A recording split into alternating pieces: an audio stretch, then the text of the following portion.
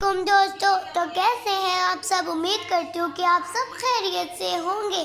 आज मैं आपको अपना न्यू फ्रिज टूर करवाऊंगी। तो अगर आपको मेरी वीडियो अच्छी लगे तो आप लाइक, सब्सक्राइब और बेल आइकन को दबाना मत भूलिएगा।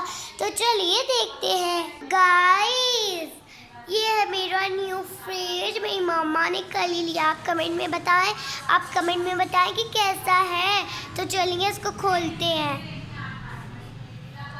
इधर कुछ रखी हुई है। नीचे वाले खाने में पेप्सी, जूस, मलाई, जैम और केचप्स, और ऊपर ही खाने में रखी है कुछ ब्रेड्स, और उससे ऊपर वाले खाने में दही और अंडे रखे हैं, और साथ ही ऊपर वाले खाने में कुछ चावल।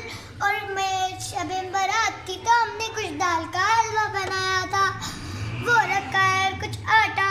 नेक्स्ट खाने में कुछ चने उबले हुए और साथ में अचार रखा है, और नीचे कुछ मेरे वेफर का डब्बा और डेयरी मिल्क का डब्बा रखा है। उसके नीचे कुछ टमाटर की कटोरी रखी है और नींबू रखे हैं, और साथ ही ढेर सारी 4-5 मेहंदियाँ हैं। ओहो, एक नीचे गिर गई।